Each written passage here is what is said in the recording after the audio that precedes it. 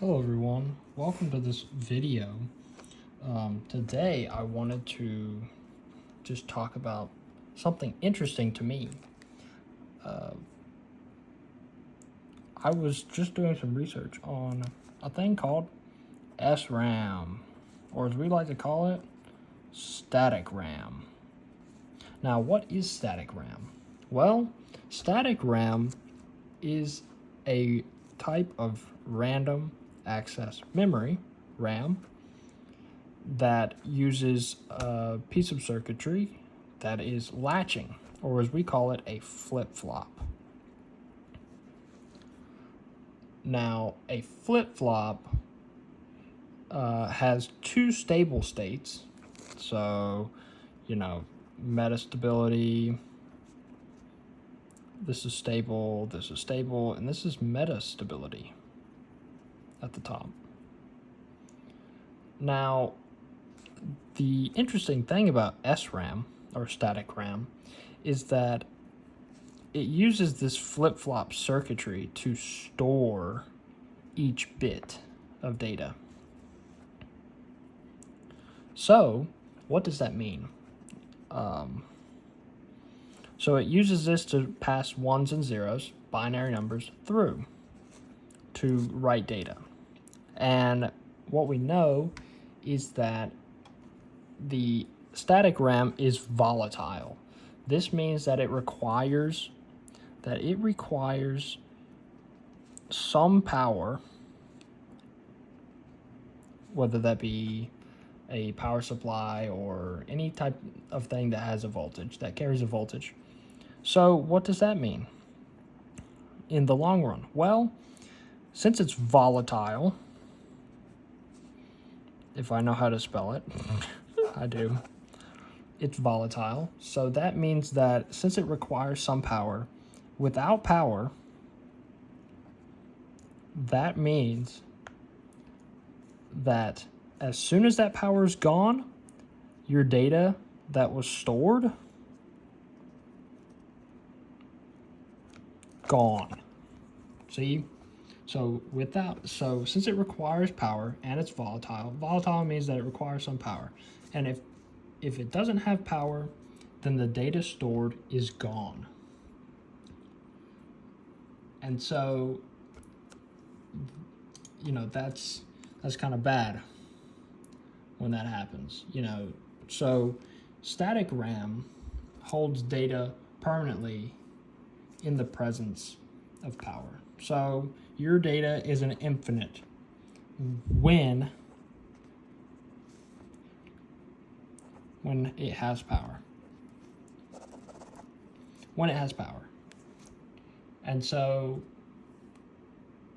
that's nice, but also really inconvenient, because if we turn the power off, there's no more data. Like Super Mario Brothers, right? The original game from the NES. When you turn on the NES, the game would be at the start screen, and there was no save. It was static RAM. So, not being able to pick up where you left off was really annoying.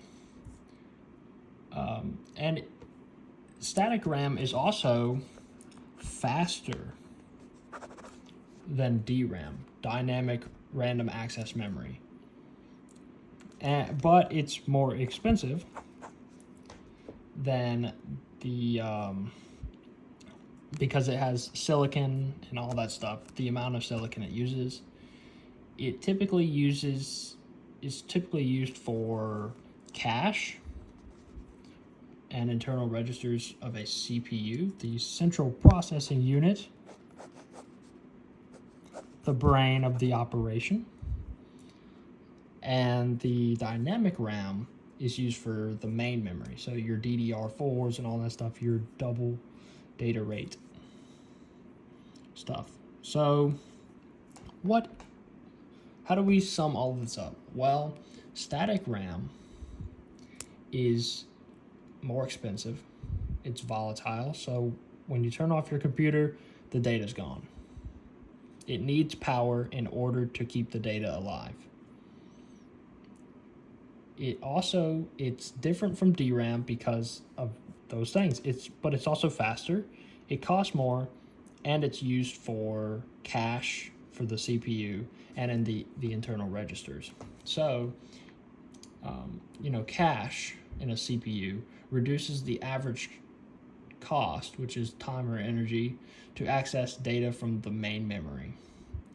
And a cache is smaller, faster memory located closer to the processor core, which stores copies of the data frequently used in main memory locations, from frequently used main memory locations. And so, what does that mean?